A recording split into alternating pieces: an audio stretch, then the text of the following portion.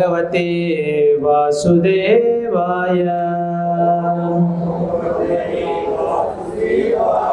ओम नमो भगवते वासुदेवाय।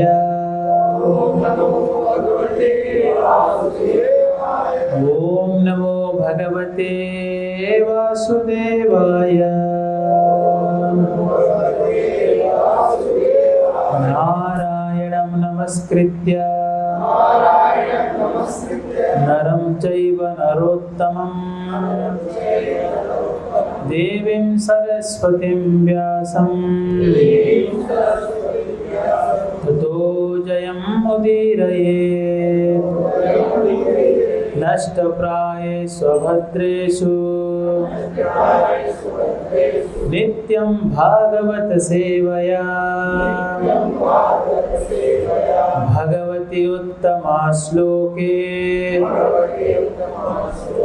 भक्तिर्भवति नैष्ठिके। कृष्णाय वासुदेवाय देवकीनन्दनाय च नन्दगोपकुमाराय गोविन्दाय नमो नमः। ॐ अज्ञानतिमिरान्धस्य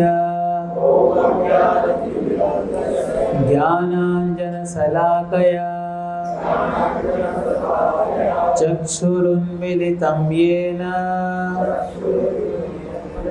तस्मै श्रीगुरवे नमः। नमो विष्णुपादाय कृष्णपृष्ठाय भूतले श्रीमते भक्तिवेदान्त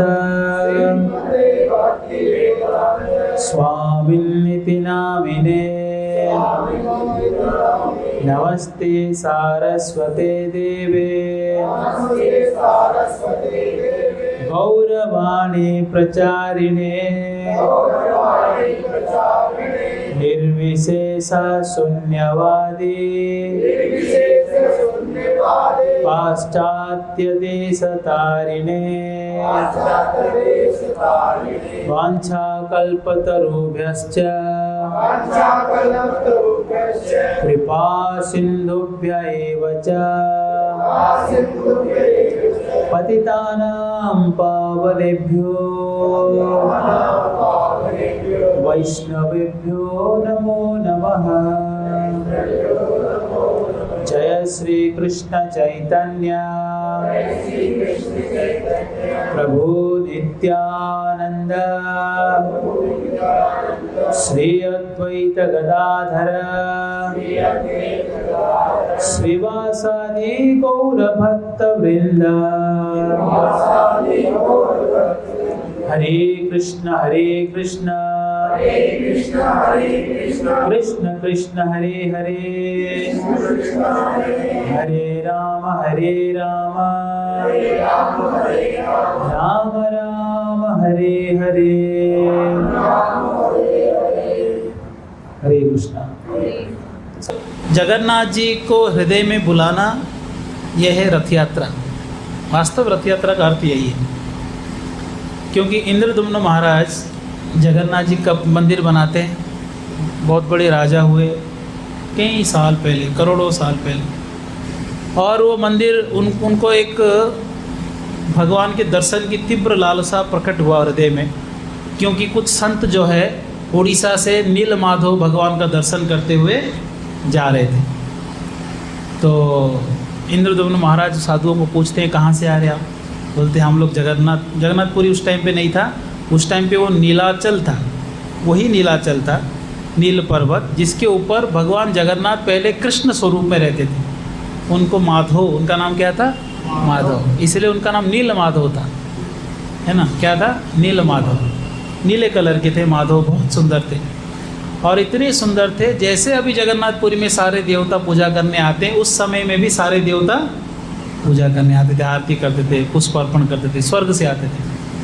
पर वो नील माधव कई सालों से, कई अरबों सालों से पूजित होते आ रहे हैं, पर अंत में जब अप्रकट होने के समय में कालांतर में जैसे विग्रह कहीं ना कहीं छुप जाते हैं ना, वैसे वो नीलाचल में एक गुफा के अंदर छुपे हुए थे। और एक सबर जाति के एक आदिवासी सबर होते हैं ना, वो जाकर वो पूजा करते थे। पर उनको एक भविष्यवाणी उनको कोई कहा था कि जिस दिन एक राजा यहाँ दर्शन करने आएगा तो उस दिन जगह यहाँ से कृष्ण जो है अदृश्य हो जाएंगे। तो इस डर से वो किसी को नहीं बताते थे कि वो गुफा के अंदर कृष्ण रहते हैं। छुप छुप कर जाते थे, गांव के मुखिया थे, और जाकर पूजा करके छुप के आ जाते थे। किसी को रास्ता भी नहीं बताया। बहुत घना जंगल है, गुफा है कि नहीं? गुफा दूर से दिखते भी नहीं है, गुफा है। पहाड़ में गुफाएं होते हैं तो दूर से पता नहीं चलता। तो इस प्रकार से कई साल तक वो पूजा करते आए। वो जो सबर जाति पूजा कर रहे थे, आज के डेट में भी अभी भी वही प्रथा है। स्नान यात्रा से लेकर रथ यात्रा तक जो 15 दिन अणवसर चलता है, भगवान जी का पट बंद रहता है, वो 15 दिन उसी सबर जाति के लोग अभी भी सेवा करते हैं, जिनको दैतापति कहते हैं। आज भी वही करते हैं। पूरे साल भर पंडे सेवा करेंगे, वो 15 दिन उनके हाथ में रहता है, वो सेवा करेंगे दैतापति। तो वहाँ उनके मंत्री आकर, विद्यापति मंत्री आकर वहाँ पर उन्होंने दर्शन करते हैं। बहुत सुंदर भगवान है। स्वर्ग से पुष्प वगैरह वहाँ पड़े रहते हैं, क्योंकि रात को देवता पूजा करने आते हैं। दिन रात दीपक जलता रहता है, और ऐसे अद्भुत अलौकिक सुगंध उस गुफा से आता था कि उस मंत्री को पता चल गया कि यहाँ कोई साधारण लोग नहीं आते होंगे, ऐसा सुगंध कहाँ से आ रहा है।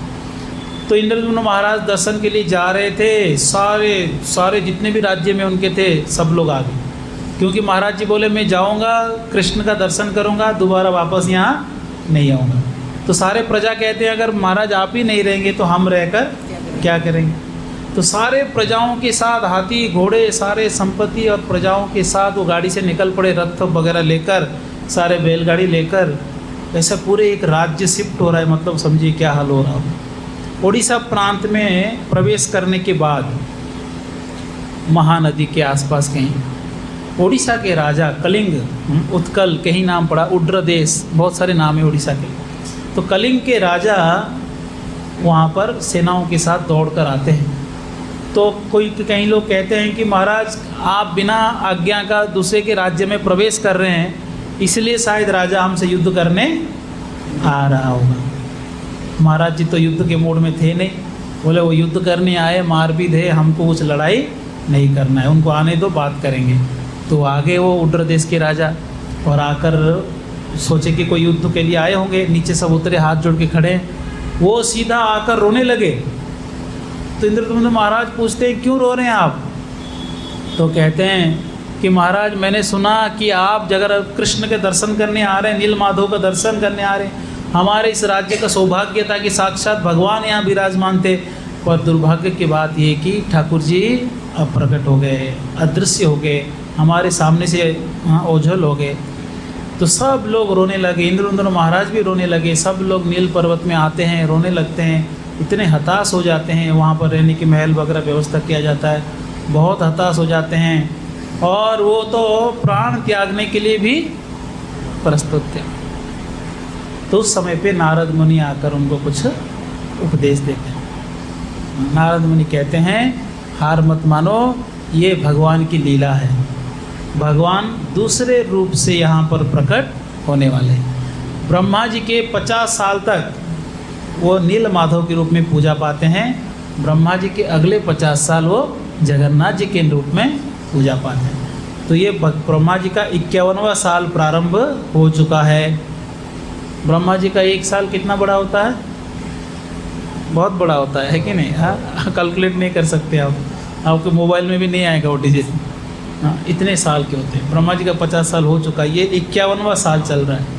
51वां साल का पहला दिन का दोपहर चल रहा है अभी, क्योंकि 14 मनु होते हैं एक दिन में, 7 मनु होते हैं। 14 मनु में अभी क्या चल रहा है?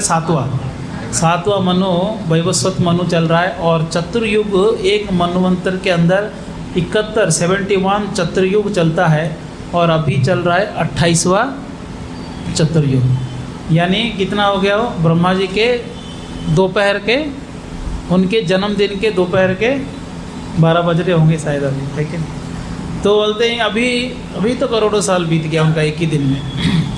जगन्नाथ के रूप में आएंगे, अब चिंता मत करो। तो इंद्रद्युम्न महाराज वहीं सेटल हो गए उड़ीसा में, वहीं जगन्नाथपुरी जहाँ अभी है, वहाँ उनका महल वगैरह बन गया और रहना चालू कर दिया। तो सपने में भगवान कहते हैं कि मैं समुद्र से बड़ा काष्ठ के रूप में यानी लकड़ी के रूप में तैर कर आऊँगा, आप मेरा मूर्ति बनाओ और पूजा करो। बोलते ठीक है। तो समुद्र से अगले दिन बहुत बड़े बड़े पत्थर आए, अपने लकड़ी आते, पर वो बड़ा लकड़ी को कोई उठा नहीं पाया। कई लोग आते हैं, बहुत कष्ट से उसको उठा के महल तक लेके आते हैं। महल तक लेके आने के बाद अभी कारपेंटर को ढूंढते हैं, कौन है जो मूर्ति बनाएगा, लकड़ी का मूर्ति बनाएगा। तो कई लोग को प्रयास करते हैं, सब मना करते हैं, हम नहीं कर पाएंगे, हम नहीं कर पाएंगे, लकड़ी से मूर्ति कैसे बनाएंगे। अच्छा, कितने लोग लकड़ी का मूर्ति देखें, हाथ उठाइए। लकड़ी से मूर्ति जगन्नाथ जी छोड़कर देखें, कहाँ देखें? हाँ, कहीं ना कहीं देखें। लकड़ी के मूर्ति भी होते हैं, क्योंकि बहुत प्रकार के मूर्तियों का पूजा करना चाहिए। लकड़ी, बालू यानी रेती से बना हुआ, पत्थर मोतियों से बना हुआ, और धातु से बना हुआ जैसे सोना चांदी इत्यादि, हाँ, अष्ट धातु से बना हुआ, और चित्र यानी जो पेंट किया हुआ, इन चीज़ों का पूजा किया जा सकता है। और एक मूर्ति है मानसिक मूर्ति, जो मन से आप मूर्ति बना सकते हैं। तो कलयुग में मानसिक मूर्ति वर्जित है, अब नहीं बना सकते, इतना मन स्थिर नहीं है। तो यहाँ पर एक विग्रह है कांचीपुरम में जो वरदराज जी है, उनके एक विग्रह है जो 40 साल में एक बार पानी से बाहर निकाला जाता है। वो एक कुंड के अंदर सोए रहते हैं, है ना। बहुत बड़ा विग्रह है, ये घर के साइज के होंगे मेरे ख्याल से, बाहर निकाले थे अभी कुछ साल पहले। ब्रह्मा जी ने उस विग्रह को बनाकर पूजा किया था यज्ञ के समय। तो उनको अंदर पानी में शयन दिया जाता है, 40 साल में एक बार निकाला जाता है। अभी मेरे ख्याल से 5 साल 6 साल पहले बाहर निकाले थे, मैं भी दर्शन के लिए गया था। तो बहुत सुंदर विग्रह है ना, बहुत सुंदर विग्रह। तो लकड़ी से भी विग्रह बनते हैं। तो बहुत सारे कारपेंटर को ढूंढते हैं कि आप विग्रह बनाओ, सब मना करते हैं। एक बूढ़ा व्यक्ति आता है, हाँ, बहुत वृद्ध हो गया है, आकर कहता है कि महाराज मैं बनाऊंगा। बोल बना लोगे आप? हाँ मैं बना दूंगा। वो कौन था? वो विश्वकर्मा था। मैं बनाऊंगा, पर शर्त यह है कि दरवाज़ा बंद रहेगा और 21 दिन तक कोई दरवाज़ा नहीं खोलेगा। अगर कोई दरवाज़ा खोल दिया तो फिर मैं मूर्ति बनाना बंद कर दूंगा वहीं पर ही।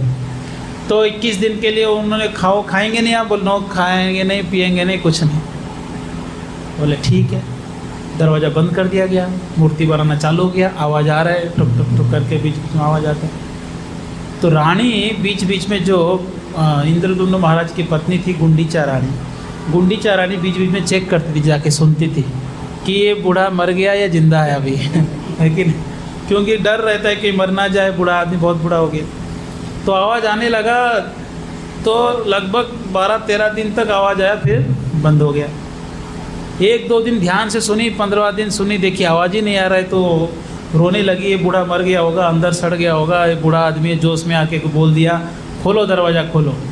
तो इंद्रद्युम्न महाराज दरवाज़ा खुलवा दिए। जैसे ही दरवाज़ा खोलते हैं तो बूढ़ा कोई था नहीं उधर, और मूर्ति सब आधा बना हुआ था।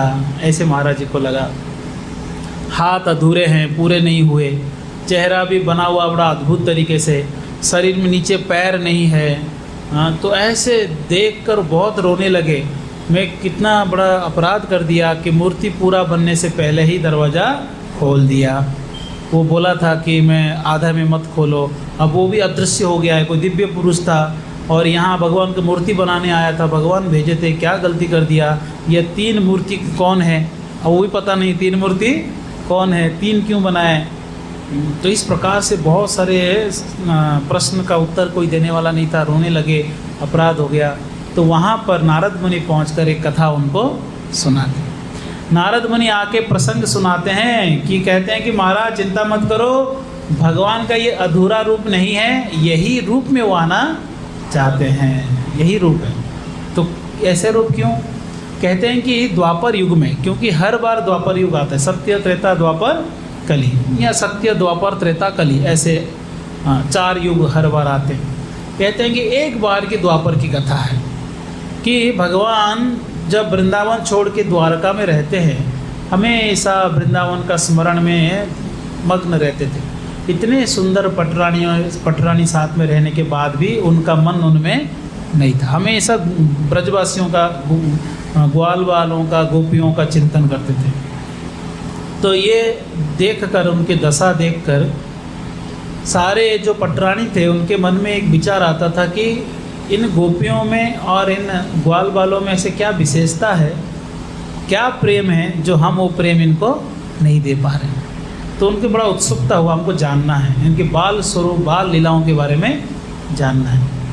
तो कृष्ण भगवान के बाल लीलाओं को सुनने के बाद रुक्मिणी मैया भगवान कृष्ण को कहते हैं कि उस बाल स्वरूप में मुझे दर्शन दो। तो बाल स्वरूप में भगवान दर्शन देते हैं। एक हाथ में जो दधि मंथन हो रहा था ना, एक हाथ में एक दंड पकड़े हैं और एक हाथ में माखन पकड़े हैं। हाँ, ऐसे स्वरूप में, बाल स्वरूप में दर्शन देते, साक्षात बाल स्वरूप बन जाते हैं, छोटे बन जाते हैं। तो ये रूप देखकर इतना सुंदर मनमोहक स्वरूप था। रुक्मिणी माता कहते हैं भगवान इसी रूप में मैं पूजा करना चाहती हूँ। तो भगवान साक्षात बाल रूप भी हुए और मूर्ति भी बन गए, उसी रूप में मूर्ति बन गई। और वो मूर्ति कहाँ है? कर्नाटक में उडुपी में वो मूर्ति है। हाँ, वो द्वारका में जो अपने आप को कृष्ण वो विग्रह बना दिए थे, उस रूप से पूजा पाते हैं। कहाँ? उडुपी। वो कालांतर समुद्र में जब सारे पूरा द्वारका ही अदृश्य हो गया तो विग्रह भी कहीं मिट्टी में धंस गया था। तो बाद में एक व्यापारी वहाँ से कुछ सामान लेके आ रहा था, तो जहाज़ एक तरफ भारी हो रहा था, उसको बैलेंस करने के लिए बहुत सारा मिट्टी डाला था एक तरफ, बड़े बड़े ढेर। उस मिट्टी के 2 बड़े बड़े ढेर में 2 मूर्ति आ गए थे। तो वो समुद्र में तूफान के वजह से डूबने वाला था, तो वो डर गया था, घबरा गया था। तो एक संत थे श्रीपाद मध्वाचार्य, वो संत देखते हैं जहाज़ की स्थिति और अपने पुत्री को, अंग वस्त्र को लेकर ऐसे घुमाते हैं। तो घुमाने से जो है वो तूफान चला जाता है। तो तूफान जाते ही वो समझ जाते हैं कि महाराज हमको रक्षा किए। तो जहाज़ पास में लेके आकर सब लोग आते हैं और कहते हैं महाराज जी क्या सेवा करें बताइए, आपके वजह से हम बच गए। बोलते हैं कि मैं तो सन्यासी हूँ, मुझे कुछ नहीं चाहिए, आप क्या लाए हो? अरे बोलते हैं आप क्या लाए हो? कहते हैं हम द्वारका से आ रहे हैं। तो बोले द्वारका का मिट्टी कुछ लाए हो क्या? बोले हाँ, जहाज़ को बैलेंस करने के लिए बहुत सारे मिट्टी लाए। बोले वो मिट्टी जो है वो चंदन है, द्वारका का चंदन ही जो हम लगाते कहाँ से आया है? द्वारका से आया है, गोपी चंदन। बोलते कि वो गोपी चंदन जो लाए हो उसका 2 ढेर, 2 बड़ा मिट्टी मुझे दे दो, क्योंकि हम लोग को भी तिलक लगाने में सुविधा होगा। बोले ठीक है। तो वो 2 ढेर उन्होंने दे दिया। तो उन्होंने ऐसे पकड़ कर जा रहे थे, तो एक गिर गया समुद्र के आसपास ही। समुद्र से जब जा रहे थे तो वो टूट गया, उसमें से विग्रह प्रकट हुए बलराम जी। तो बलराम जी का जो मंदिर है वो समुद्र के पास है। फिर वो एक को उठा के लाए आश्रम तक, तो वहाँ पर उस मिट्टी को तोड़े तो उसमें से कौन निकले? कृष्ण, वही जो रुक्मिणी माता को दर्शन। तो इन बाल लीलाओं के बारे में स्मरण कर रहे थे सारे पटरानी। तो उन्होंने रोहिणी माता को कहते हैं, रोहिणी माता को कहते हैं कि माता जी आप हमको कृष्ण की बाल लीला बताओ, क्योंकि कृष्ण लीला में एक ऐसा व्यक्ति है जो कृष्ण के सारे लीलाओं को दर्शन किए, बाल लीला से लेकर द्वारका लीला तक। कौन है वो सारे लीलाओं का साक्षी है? रोहिणी माता, वही साक्षी है। क्योंकि यशोदा मैया बाल लीला में है और मथुरा लीला में नहीं है ना। और देवकी माता मथुरा और द्वारका लीला में है पर गोकुल या वृंदावन लीला में नहीं है। कौन है हमेशा साथ में है? बलराम जी तो है ही, खैर और कौन है? रोहिणी माता। ये 2 ही लोग हैं, रोहिणी माता और बलराम जी। ये दोनों माँ और बेटे ये पूरे लीलाओं के साक्षी, कंप्लीट पास्ट टाइम्स।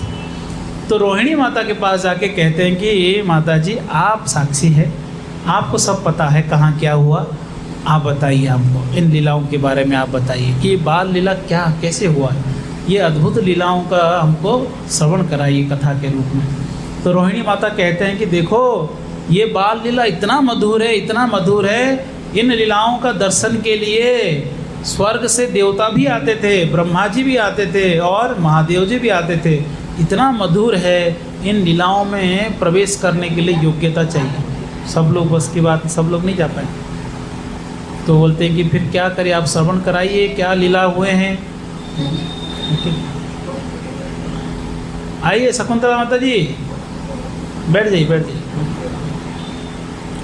हाँ, तो इन लीलाओं के बारे में बताओ आप हमको, बचपन से जो भी सब लीलाएं हुआ है हमको ध्यान से श्रवण कराइए। बोलते हैं कि ठीक है, पर ये लीला इतना मधुर है कि अगर कृष्ण सुन लिए, बलराम जी सुन लिए, तो ये दोबारा भागकर कहाँ चले जाएंगे, ब्रज में, गोकुल में, वृंदावन में चले जाएंगे। बोलते कि अच्छा तो क्या करें फिर। बोलते हैं कि कोई बड़ा हॉल में जाके दरवाज़ा बंद करके सुनते। तो बहुत बड़ा हॉल में गए, तब कृष्ण बलराम मीटिंग में चले गए थे, है ना, सभा में चले गए थे, सुधर्मा सभा में। तो बहुत बड़े हॉल के अंदर सारे 16,108 रानियाँ और रोहिणी माता वहाँ प्रवचन चालू हो गया। तो अभी अगर प्रवचन देंगे, कृष्ण आ जाएंगे कैसे पता चलेगा। तो गेट कीपर चाहिए कोई, वो भी भरोसेमंद चाहिए कोई। तो किसको वहाँ खड़ा कर दिए, सुभद्रा। बोलते सुभद्रा आप गेट पे खड़ी हो जाओ, लेकिन ननंद बोलते हैं ना, बोला आप खड़े हो जाओ गेट पे, कृष्ण बलराम को अंदर आने मत देना। तो दरवाज़ा बंद कर दिए, गेट पे बाहर उनको खड़ा कर दिया। और अंदर इतने मधुर लीलाओं का वर्णन करते जा रहे हैं, करते जा रहे हैं, करते जा रहे हैं। लीलाओं को सुन के सबके आँख में आंसू आ गया, रोंगटे खड़े हो गए, और ऐसे लीलाएं करते हैं। एक लीला तो इस प्रकार से वर्णन कर रहे थे कि जब मथुरा में भगवान कृष्ण आ गए और वहाँ आने के बाद वृंदावन में क्या बोल कर आए थे कि मैं वापस लौट कर आऊँगा, और लौट कर कभी दोबारा नहीं गए। वो इसी प्रतीक्षा में जीवित थे कि कृष्ण लौट कर आएंगे। यहाँ तक वर्णन आता है कि यशोदा मैया का जो अंगूठी था वो उनका कंगन बन गया था, इतने पतले हो गए थे उनके स्मरण में। रो रो कर बिल्कुल ब्रज का हालत खराब था। वो जीवित फिर भी थे, प्राण त्याग नहीं रहे थे, क्योंकि उनका एक ही आशा था कि कृष्ण आएंगे और हम नहीं रहेंगे तो कृष्ण दुखी हो जाएंगे। ये सोच सोच कर वो जीवित थे। कृष्ण के बारे में बातचीत करना पागलों की तरह, कोई गोपी तो कृष्ण बन रहे हैं, कोई कालिया बन रहे हैं, कोई क्या बन रहे हैं, सब अलग अलग कृष्ण की लीलाओं को वो ड्रामा जैसा करते हैं, सब नाटक करते हैं। कृष्ण के चिंतन के बिना नहीं रह सकते, कृष्ण के बिना नहीं जी सकते। पता नहीं फिर भी इतने साल तक वो कैसे जीवित रहे, इसी आशा से कि कृष्ण आएंगे।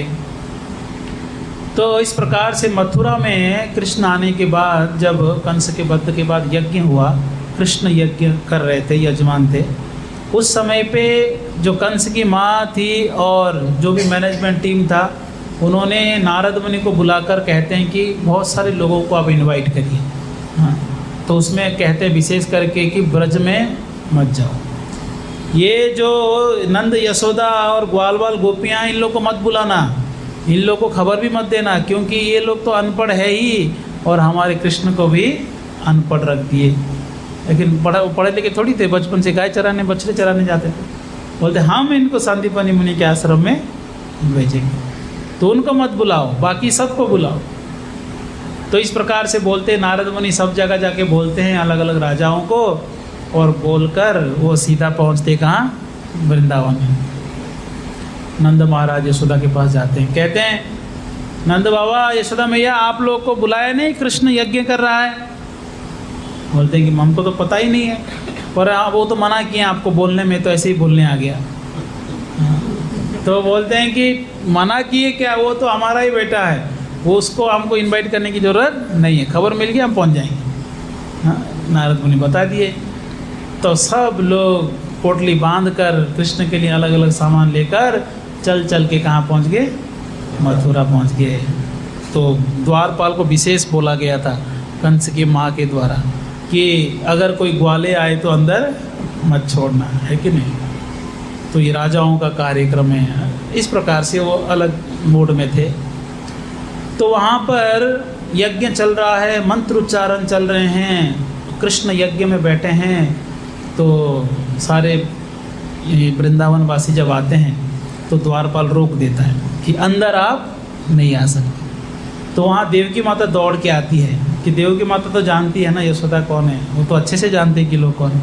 वहाँ दौड़ के आते, नारद मुनि भी पहुँच जाते हैं वहाँ, और कंस की माँ भी पहुँच जाती है। मना कर रहे थे, देवकी माता बोलती नहीं नहीं नहीं, इनको तो छोड़ना चाहिए, यही तो लोग हैं मेन। तो इस प्रकार से बहस चल रहा था। तो वहाँ नारद मुनि पहुँच के कहते हैं कि आज परीक्षा हो जाए कि आप दोनों में वास्तविक माँ कौन है, यशोदा है या देवकी है। तो बोलते आप लोग पुकारो, जिसके पुकार से कृष्ण आ जाते हैं वो उनके माँ है।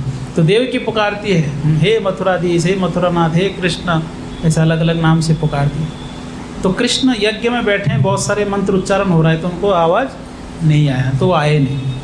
पर यशोदा को बोलते हैं आप पुकारो। जैसे यशोदा पुकारते हैं तो कृष्ण दौड़कर सारे ब्राह्मणों के ऊपर से छलांग लगा के बिल्कुल दौड़कर पागलों की तरह आते हैं और यशोदा मैया की गोद में बैठ जाते हैं। तो ये दृश्य देखकर, ये जो वात्सल्य रस है, वात्सल्य रस के मूर्तिमान स्वरूप यशोदा मैया है।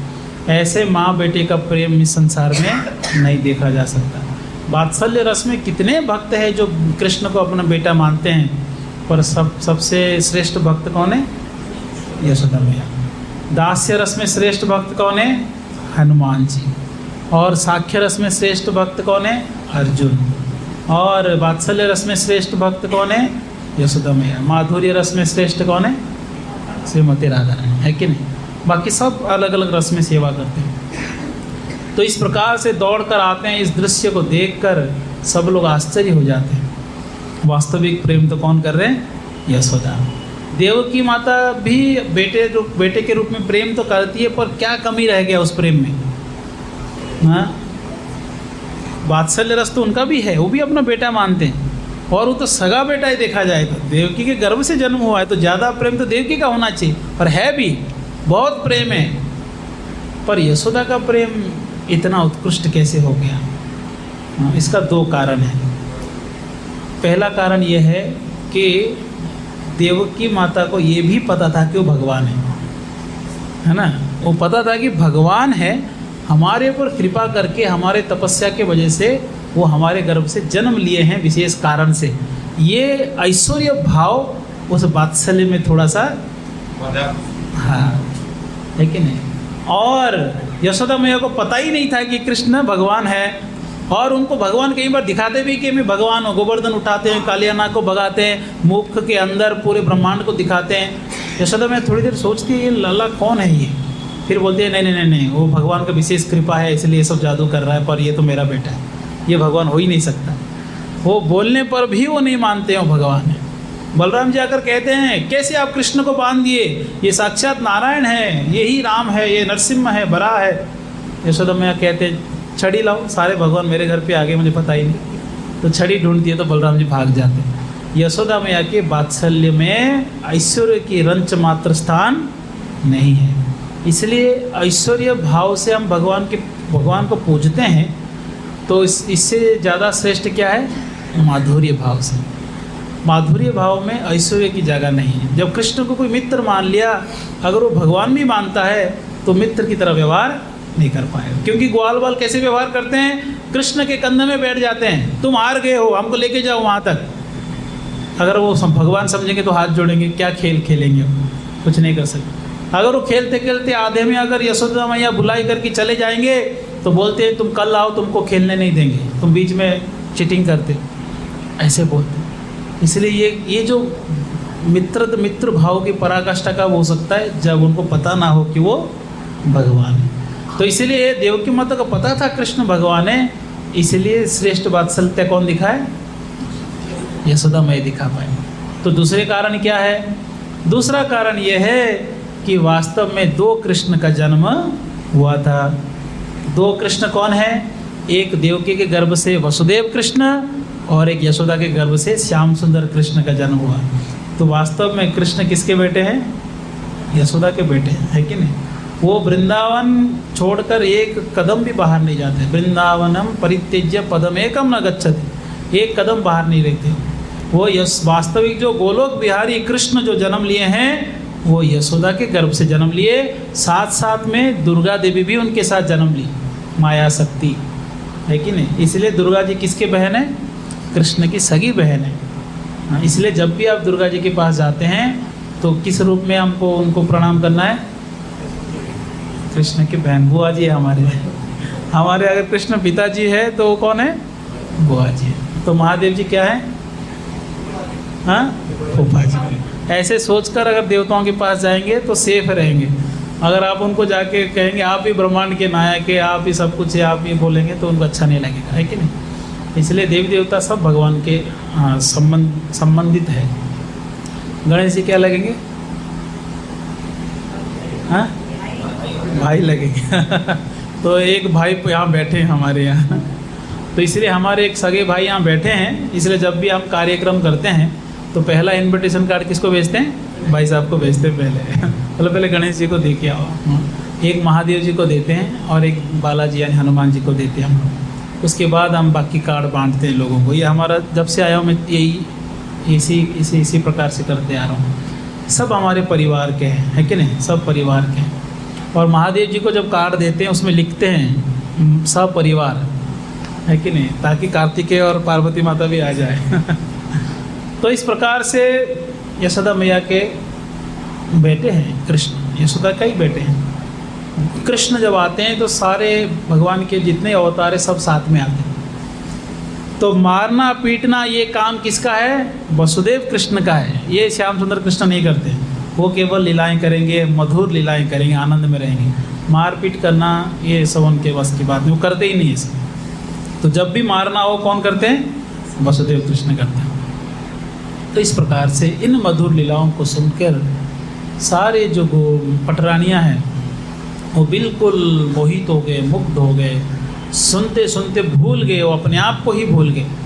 और बाहर सुभद्रा मैया सुनते सुनते आश्चर्य होकर लीलाओं को सुन के मुग्ध हो गए और सुनते रही, भूल गई कि मीटिंग से दोनों भाई आ चुके हैं और आकर दोनों साइड खड़े होके वो भी इन लीलाओं को सुन रहे। कृष्ण भी कृष्ण कथा सुनते हैं। कृष्ण कथा इतना मधुर है, कृष्ण कथा इतना आवश्यक है और कृष्ण कथा इतना शक्तिशाली है कि ये भगवान कृष्ण को भी आकृष्ट कर लेता है। इसलिए भगवान कहते हैं ना हम तिष्ठामि वैकुंठे योगिनाम हृदयेन वा यत्र गायन्ति मद्भक्ता तत्र तिष्ठामि नारद। मैं ना वैकुंठ में रहता हूँ ना योगियों के हृदय में रहता हूँ, जहाँ मेरे भक्त मेरा गुणगान करते हैं, मेरा कीर्तन करते हैं। कीर्तन यानी कीर्ति का गान करते हैं, मेरा यश गान करते हैं, मेरा रूप का वर्णन करते हैं, मेरे लीलाओं का वर्णन करते हैं, मेरे नाम का वर्णन करते हैं। ऐसे जगह में निवास करता हूँ। मंदिर कौन सा है? जहाँ कृष्ण कथा हो रहा हो। वो मंदिर नहीं जहाँ केवल नारियल फोड़ के कचरा करके आ जाते। मंदिर क्या है?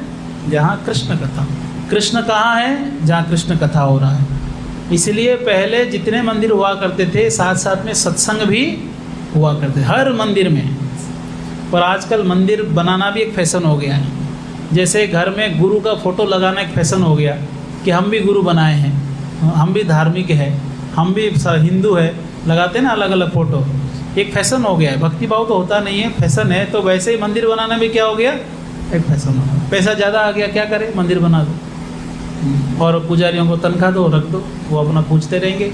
कीर्तन करने कोई है नहीं तो मशीन लगा दो, डुब डुब डुब डुब डुब बजता रहेगा और चलता रहेगा। हम तो मंदिर बनाए। मंदिर यानी भगवान होना चाहिए। और भगवान कहाँ रहते हैं? जहाँ कीर्तन और कथा होता है। इसलिए हर एक मंदिर में कथा होना चाहिए। हर एक पुजारियों का ये काम होना चाहिए, सुबह और संध्या समय वो गीता भागवत लेकर जो भी लोग आते हैं उनको सुनाएं। भले आधा घंटा हो, 15 मिनट हो, सुनाना चाहिए। ये बहुत ज़रूरी है। तो इसलिए कलयुग में हम देखते हैं पूजा पाठ करने वाले, मंदिर जाने वाले, व्रत उपवास करने वाले, जन्माष्टमी इत्यादि एकादशी भी करने वाले, सारे पुण्य कर्मों को करने वाले, उनके आध्यात्मिक प्रगति नहीं होता है जब तक वो हरि कथा सुनने के लिए नहीं आते। इसलिए कथा सुनने वाले देखते हैं कम समय में बहुत तीव्र प्रगति करते हैं।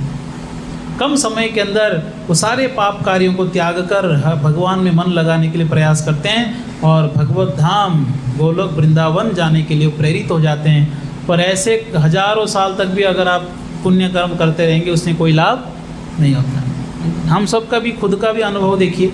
हम लोग बचपन से जन्माष्टमी करते आ रहे हैं, बचपन से उपवास करते हैं, बचपन से कृष्ण भगवान को जानते हैं। कोई आध्यात्मिक प्रगति हुआ है? कुछ नहीं, जहाँ की वहीं, बूढ़े होने तक भी यही कर ले तो ऐसे ही रहेंगे। पर जैसे ही कथा सुनने आते हैं, जैसे इस्कॉन से कोई जुड़ गया, हर संडे कथा सुन रहे हैं, यूट्यूब से भी कथा सुन रहे हैं, रेगुलर कथा सुनते सुनते उनके जीवन में क्या आता है? परिवर्तन। धीरे धीरे वो लहसुन प्याज छोड़ देता है, चाय छोड़ देता है, और वो बिल्कुल भौतिक कार्यों से धीरे धीरे अनासक्त हो जाता है, नाम जप करना चालू कर देता है, गीता भागवत पढ़ता है, प्रवचन देना भी चालू कर देते हैं गृहस्थ लोग भी। तो इतना परिवर्तन इतना तीव्र गति से कहाँ से हुआ? क्या कारण था? कृष्ण कथा। क्या कारण था? कृष्ण कथा। इसलिए कथा बहुत जरूरी है। अगर कहीं कथा चल रही हो और भगवान दर्शन दे रहे हो, कहाँ जाना चाहिए? कहाँ जाना चाहिए? दौड़ के कथा में जाना चाहिए। अगर कोई बोलेगा नहीं नहीं भगवान जी आए हैं, कथा क्या है, बाद में कर लेंगे, तो मूर्ख आदमी है कि नहीं? वो भगवान के पास जा रहा है फिर भी मूर्ख है। क्यों? क्योंकि वो कथा के महत्व उसको पता नहीं। कथा ही भगवान है, कथा के रूप में भगवान आते हैं। भगवान कलयुग में कहते हैं कि द्वापर के अंत में धर्म और ज्ञान के साथ जब भगवान अपने धाम में चले जाते हैं तो धर्म की रक्षा करने के लिए कलयुग में कौन प्रकट हुए? कहते हैं कि सूर्य के समान लोगों को रास्ता दिखाने के लिए भागवत प्रकट हुआ। इसलिए भागवत या कथा बहुत जरूरी है। ये कथा सुनने कृष्ण साक्षात आते हैं। कृष्ण इतने प्रसन्न हो गए, इतने आश्चर्य हो गए सुन के, उनके दिव्य लीलाओं को सुनते हुए उनके आंखें बड़े बड़े हो गए। महाभाव कहते हैं। ये महाभाव मनुष्य प्रकट नहीं कर सकता। मनुष्य भी भगवान की भक्ति में भावुक हो जाता है। हमारे भाव तो एक बूंद भी नहीं है, असली भाव का एक बूंद भी नहीं।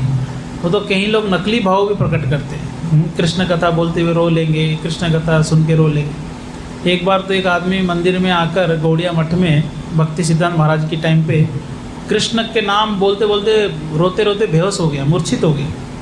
तो भक्ति सिद्धांत महाराज कहते हैं इसको एक लकड़ी लो, डंडा लो और मारो इसको। अगर ये सही में भाव में है तो इसको पता नहीं चलेगा, तो नाटक कर रहा है तो उठ के भागेगा। तो जैसे ही बजाय उठ के भागा हो है कि। और एक जगह भी ऐसे एक व्यक्ति मूर्छित हो गया, तो उसको जैसे चींटी काटे ना, चींटी, तो भागने लगा। तो बोलते हैं इनका देखो सस्ता प्रेम, भाव प्रेम बहुत उच्च है, इसको सस्ते में नहीं लेना चाहिए, सब जगह इसको ऐसे नहीं दिखाना चाहिए। हाँ, जिसके पास प्रेम है वो संपत्ति वो दिखाएगा नहीं कभी भी, जिसके पास नहीं है वही ढोंग करेगा, है कि नहीं? जो कृष्ण प्रेम जिसके अंदर है वो पब्लिक में रोएगा नहीं ऐसे, जिसके अंदर है। जिसके अंदर नहीं है वो लोगों को दिखाना चाहेगा कि मैं कुछ हूँ, वो हर जगह रोते रहेगा। हाँ, और मूर्ख ऑडियंस के सामने बैठकर भी आंसू बहाएगा, जबकि लोगों को समझ में आएगा नहीं क्या चल रहा है। तो इसलिए इस ऊंचा प्रेम जो महाभाव है ये भगवान ही प्रकट करा सकते हैं। श्री चैतन्य महाप्रभु इस महाभाव का प्रकट किए, और भगवान श्री कृष्ण, बलराम और सुभद्रा महारानी वहाँ पर महाभाव में आकर उनकी आँख बड़े बड़े हो गए, और भाव में आते हैं तो उनके शरीर के अंग सिकुड़ जाते हैं, यानी हाथ अंदर चले गए, पैर अंदर चले गए। चैतन्य महाप्रभु जो महाभाव में आते थे और वो कछुए की तरह सारे अंग उनके अंदर चले जाते थे, ऐसा लगता है कछुआ बन गए, ऐसे महाभाव होता है। और महाभाव में कई बार हाथ पैर इतने लंबे हो जाते थे ये जॉइंट्स खुल जाते थे, ऐसे महाभाव होता है। हाँ, महाभाव से जब वो प्रणाम करते थे तो पत्थर पिघल जाता था।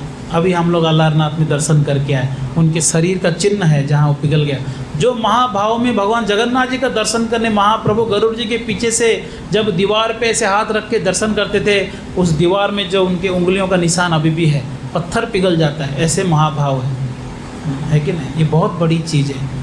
तो कृष्ण भगवान महाभाव में आकर, बलराम जी सुभद्रा मैया महाभाव में आकर, उनकी आंख बड़े बड़े हो गए, हाथ अंदर चले गए, पैर अंदर चले गए, और इस अद्भुत भाव में आकर वो कथा सुन रहे हैं। कथा कितना जरूरी है, भगवान को भी भाव में ले आता है, बताइए।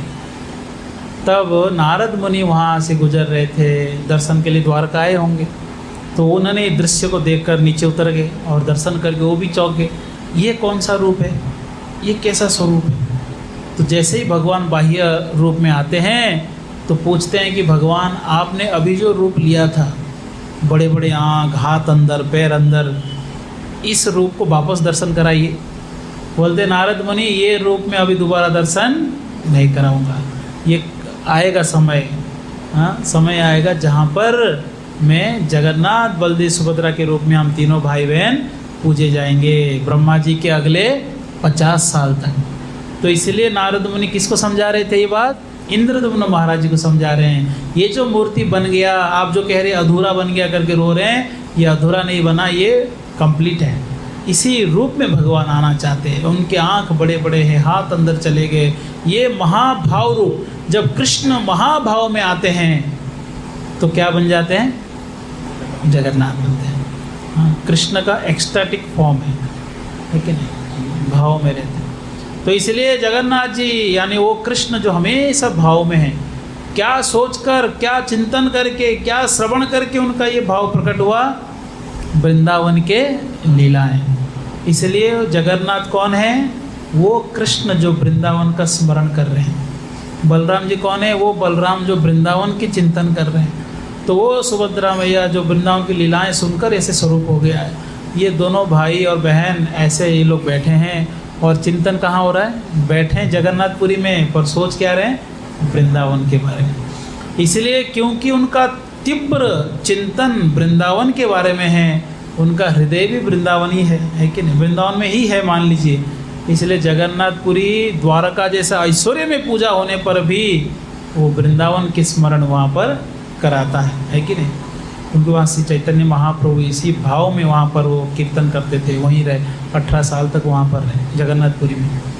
तो वहाँ पर इंद्रदुम्न महाराज विग्रह की स्थापना करते हैं, ब्रह्मा जी को बुलाने जाते हैं। लीला बड़ा अद्भुत है। ब्रह्मा जी के पास जाते हैं बुलाने के लिए, आप आओ, आप ही मूर्ति की स्थापना करो विग्रह का।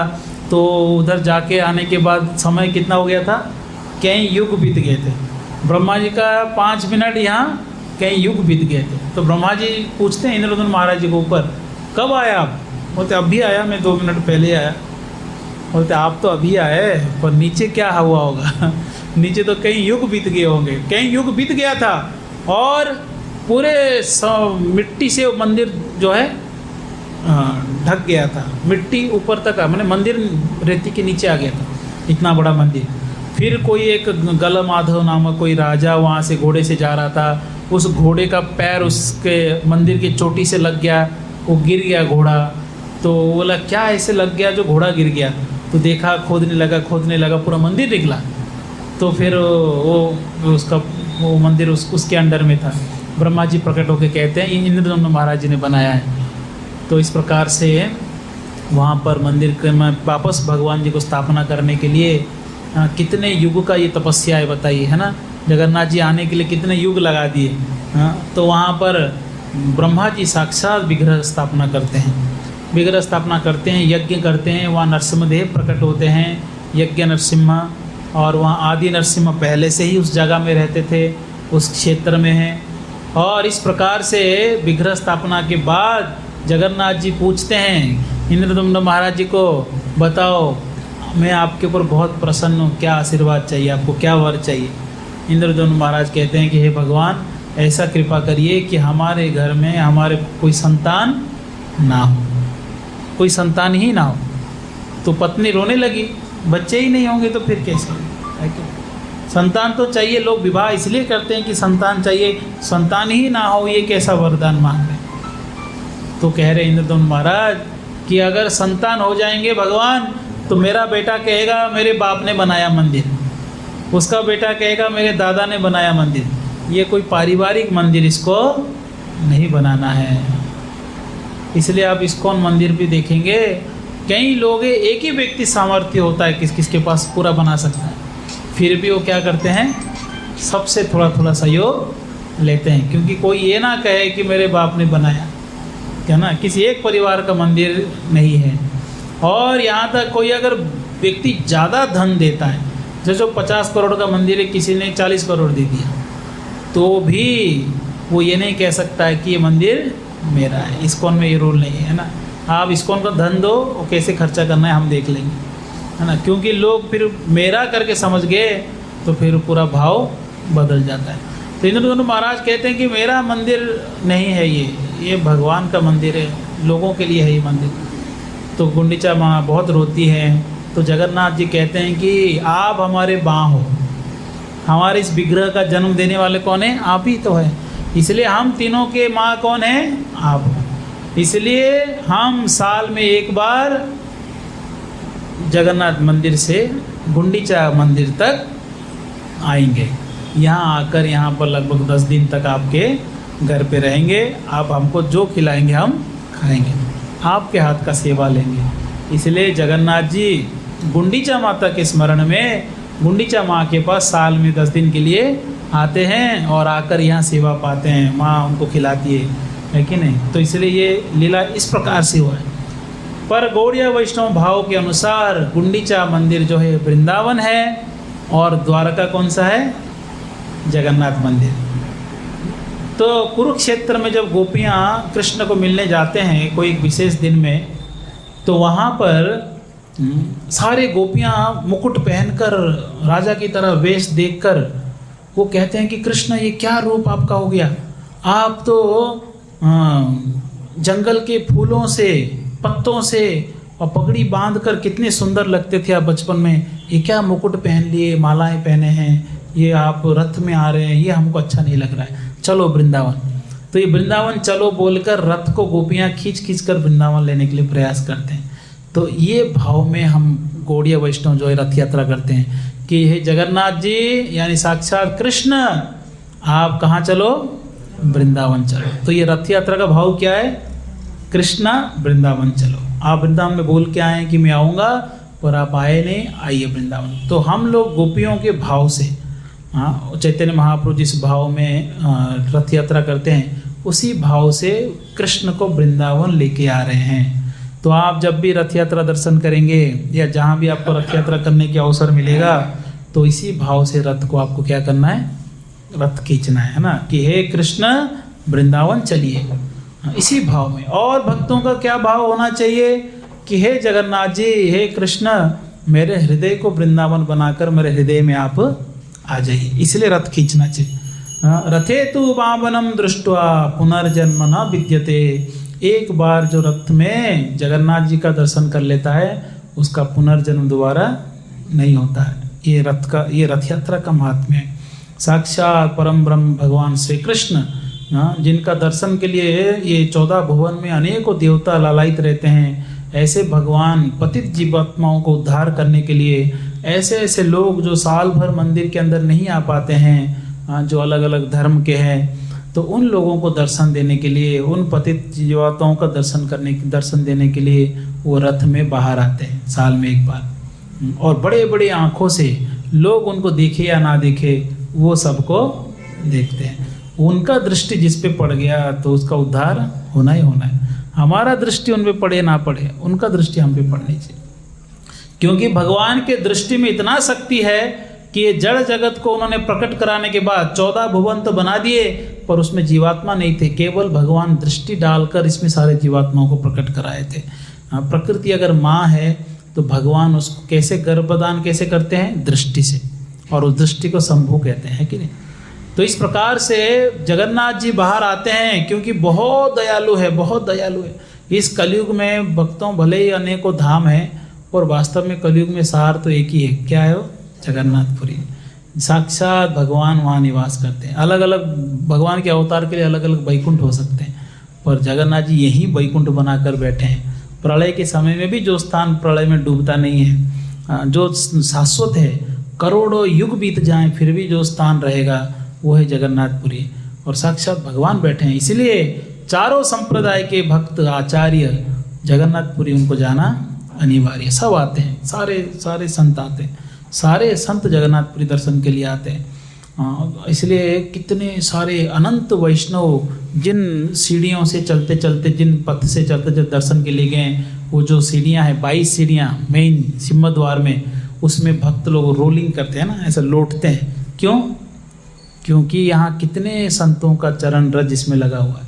इस भाव से वो बिल्कुल अंग प्रदक्षिणा करते हैं, है कि नहीं। तो इस प्रकार से ये जगन्नाथ जी है, और रथ में बाहर आते हैं लोगों को दर्शन देने के लिए, और बाहर आकर लाखों लाखों लोगों को दर्शन देते हैं।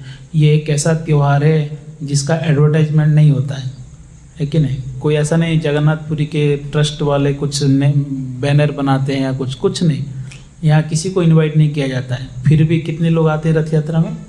पिछले बार कम से कम कितने लाख, 25 या 30 लाख लोग आए थे पिछले बार का। इस बार पता नहीं कितने आएंगे। हाँ, तो बहुत आते हैं, इतने लाखों लोग आते हैं। इतना भीड़ आप देखेंगे, ऐसा लगेगा लोगों का नदी बह रहा है। वीडियो देखे होंगे आप, है ना? ऐसा लग रहा है जगन्नाथ मंदिर से एक नदी बहकर कहाँ जा रहा है, गुंडीचा मंदिर जा रहा है। इतने लोग हैं, इतना भीड़ है। तो जगन्नाथ जी बाहर आते हैं। अभी मैं स्नान यात्रा दर्शन के लिए गया था। हम स्नान यात्रा इसलिए जाते हैं ताकि जगन्नाथ जी का दर्शन अच्छे से हो। साल भर मंदिर में रहते हैं तो पूरा दर्शन ठीक से नहीं होता है। यहाँ से देखो जगन्नाथ जी, यहाँ से देखो बलदेव जी, बीच में सुभद्रा जी, है ना? हम तीनों साइड घूम घूम के दर्शन करते हैं रात को 12-1 बजे तक। पर स्नान यात्रा में भगवान बाहर आ जाते हैं।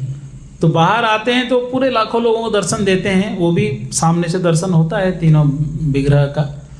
पर स्नान यात्रा हम उसके लिए जाते हैं विशेष करके जब भगवान जी को मंदिर के अंदर से बाहर लेकर आते हैं, जो उठा के लेके आते हैं, पहांडी कहते हैं उसको, वो दर्शन करने जाते हैं। वास्तव में इतना सुंदर भव्य दर्शन, भगवान ऐसे राजा की तरह आते हैं, सारे पंडे उठाकर लेके आते हैं। वो अद्भुत दर्शन है। वो दर्शन के लिए ही जाते हैं हम लोग।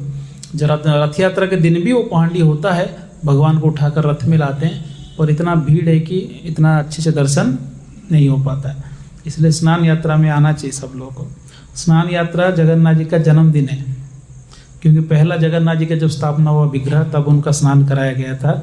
वो उनका जन्मदिन है। जब भी स्नान यात्रा आता है उनको वापस स्नान कराया जाता है, अभिषेक करते हैं ना, जैसे हम जन्माष्टमी आता है तो इस प्रकार से जगन्नाथ जी के बड़ा भव्य ये रथ यात्रा उत्सव होता है।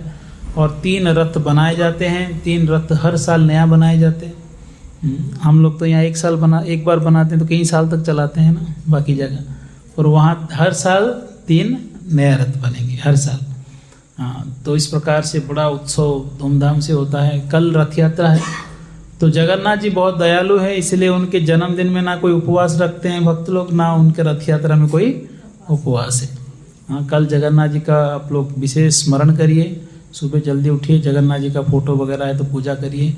और लाइव चालू हो जाएगा रथ यात्रा जगन्नाथपुरी से, सुबह से चालू हो जाएगा। आप लोग लाइव देखिए पूरा कैसे रथ में लाते हैं, कैसे रथ यात्रा होता है। और जगन्नाथ जी का स्मरण करिए, जगन्नाथ जी को खूब भोग लगाइए। भगवान को भोग, जगन्नाथ जी जो है वो भोग प्रिय है। उनको आप जितना भोग लगाएंगे उनको उतना अच्छा लगता है कि नहीं? बहुत सारे भोग लगा सकते हैं आप। कितना भोग लगता है, दिन भर भोग लगता रहता है जगन्नाथ जी को। वहाँ इतना भोग लगता है। हम एक बार देख रहे थे ना, पट खुला हुआ था जहाँ भोग मंडप खुला था। ऐसा लगता है लाखों लोगों के लिए भोग बनाते, इतना भोग लगता है। एक साथ में सब लगता है। हम लोग यहाँ थोड़ा लगा के मिक्स करते हैं ना, वहाँ पूरा जो बना सब लगता है, फिर सब बंटता है कितने लाखों लोगों के लिए। तो इस प्रकार से बड़ा भव्य उत्सव होता है। सारे देवता वहाँ पर आते हैं। तो हम लोग को कल विशेष प्रार्थना करना चाहिए ताकि जगन्नाथ जी हमको कृपा करें, ताकि हम लोग भी सवाई माधोपुर में रथ यात्रा कर सकें, है कि नहीं? उत्साह है कि नहीं हम लोग में? तो हरि बोल बोलिए जोर से। उत्साह जब भी लगा कि हाँ उत्साह है हमारा इस कार्य के लिए, तो जोर से क्या बोलना है? हरि बोल। तो अगले साल करेंगे रथ यात्रा। अगर भगवान चाहें तो अगले साल रथ यात्रा यहाँ भी करें।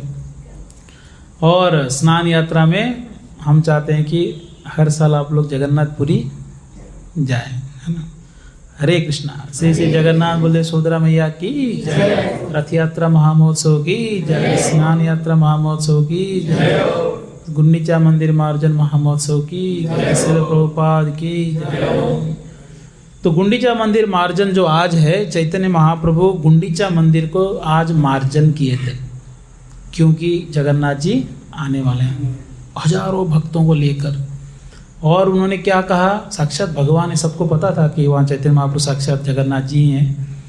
तो सबको कह रहे थे कि जो जितना कचरा इकट्ठा करेगा मैं मानूंगा कि वो उतना सेवा किया है। खूब सफाई, सारे धूल सब, सारे पहले तो बड़े बड़े सब कचरा निकालते हैं, उसके बाद झाड़ू लगाते, सारा धूल उड़ता है, सारा धूल निकालते, बार बार सफाई करने के बाद फिर पानी से इंद्रदुम्न सरोवर से पानी लाकर धोते हैं, बार बार धोते हैं, क्योंकि झाड़ू लगाने के बाद जब धो देते हैं तो शीतल हो जाता है, ठंडा हो जाता है।